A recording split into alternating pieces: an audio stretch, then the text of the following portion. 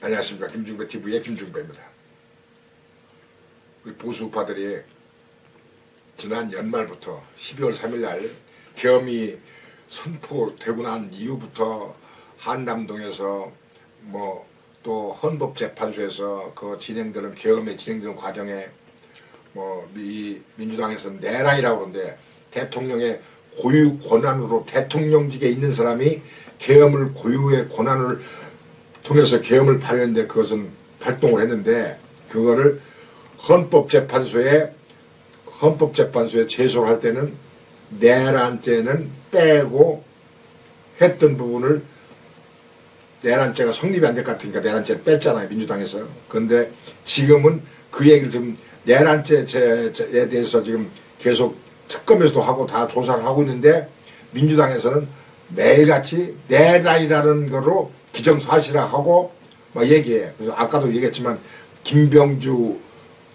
국방위 의원이 뭐라고 하냐, 내란의 동조 세력이라고 얘기를 하고, 국힘당 국회의원들을 보고 내란의 동조 세력이다.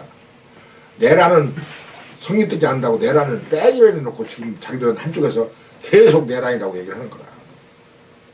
그러니까 일반 보통 사람의 국민들도 내란죄라고는 성립이 안 될 것 같아 뺐으면서도 그냥 통상적으로 그 사람 민주당에서 얘기할 때는 내란이라고 얘기하는 거야. 윤석열 대통령의 내란 행위. 그 말이 안 되는 거잖아. 그래가지고 특검에서 이거 내란죄에 대해서 특검을 하고 있지만, 법조인이라든가 율사들은 내란죄가 성립이 안 될 것이다. 안 된다. 대통령이 무엇 때문에 내란을 하며 무엇 때문에 계엄을 했는데, 내란을 더 이상 내란을 통해서 자기들이 얻어야 될 게 뭐가 있는데, 현직 대통령으로서. 나는 윤석열 대통령이 보통 사람처럼 정의감과 의협심과 상남자가 아니라고 하면, 알면서도 부정선거에 대해서, 또 아니면 민주당의 의회 폭거를 통해서 특활비 영원만 들어도 그냥 모른 척하고 그냥 세월 지나서 5년 임기 끝나면 대통령자에게 물러날 때도 그냥 물러나갖고 있을 것이다. 그러나 그냥 그 윤석열 대통령은 정의감과 사명감과 이 공명심 때문에 이렇게 해서는 안 된다는 생각 때문에 계엄을 했을 것이다. 국민들도 다 그렇게 생각하는 거 아니에요.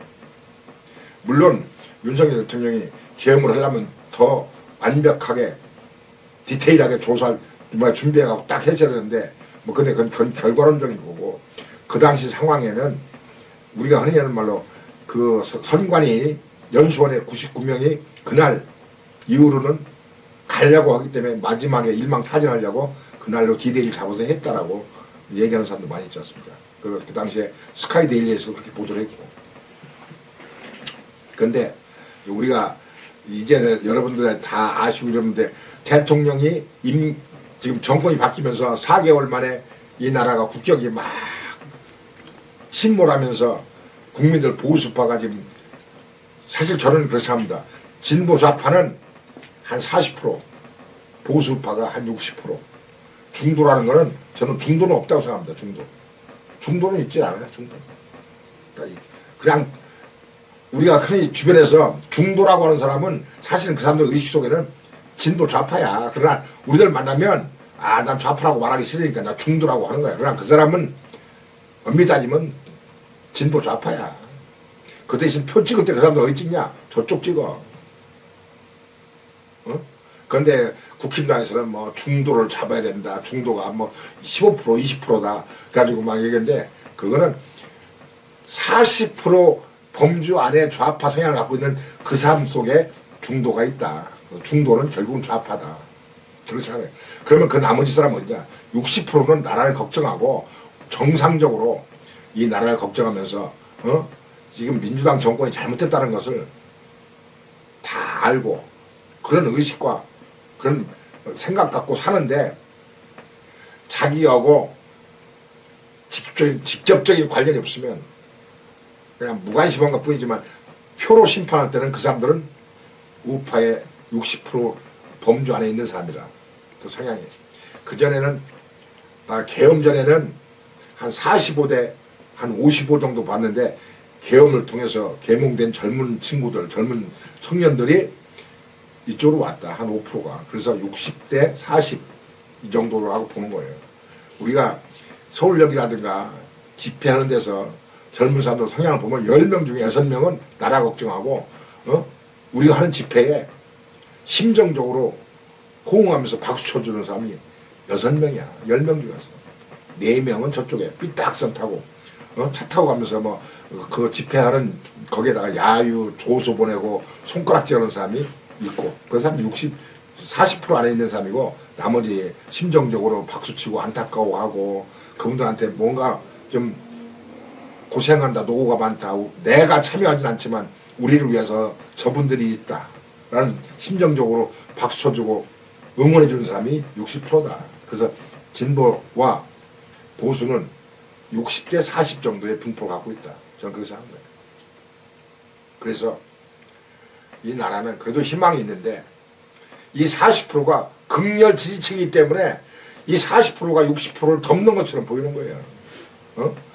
60%는 그래도 점잖고 말하지 않고 나서지 않아도 표로 연결할 때는 60% 범주 안에 있지만 이 원래 다수 세력보다 소수 세력이 더 극렬하고 악랄해야 되거든. 그래야 이겨먹으니까. 그러니까 그렇게 해서 뭐 이 여론 지지층이라든가 뭐 여론을 호도하고 이러는 것도 40% 범주 안에 있는 사람들이 몇 명이서 한다. 그게 지금 현재 이 나라의 어떤 그 여론이라든가 이런 기질을 그 사람들이 인위적으로 만들어간다. 그렇게 합니다. 우리가 살아가다 보면 좋은 얘기하고 나라 걱정하고 우리보다 젊은 사람의 미래 또 손자들 세계의 먼 훗날에 그 대한민국은 이렇게 간다고 하면 안 되기 때문에 걱정하는 거죠. 걱정. 안 할 수 없는 거죠.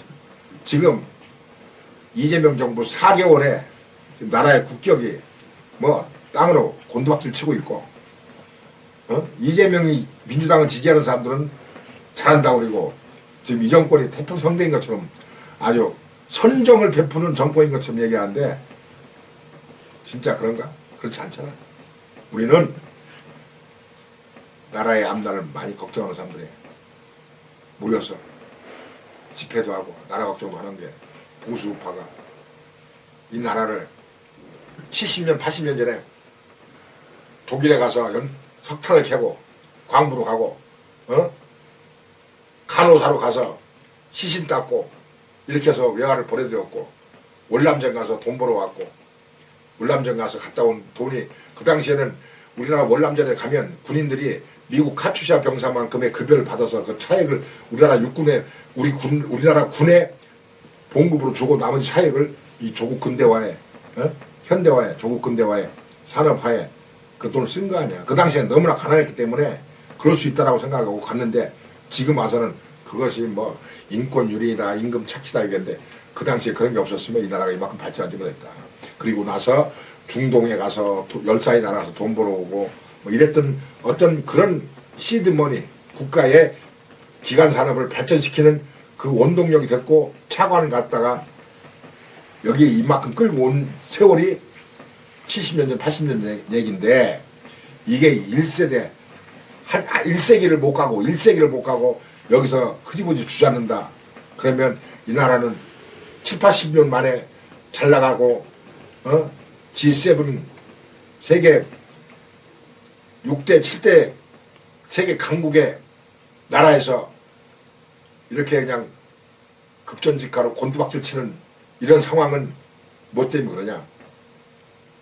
정권을 잘못 창출했다. 만들었다. 우리가. 이 정권은 국민들을 잘 살게 하기 위한가 보다 자기 편에 있는 사람들만 잘 살게 하기 위한 수단으로 나머지 다수의 국민들은 안중에 뒀고 선정을 베풀지 못하는 정권이다라고 나는 생각합니다. 선정을 베풀지 못한다. 선정.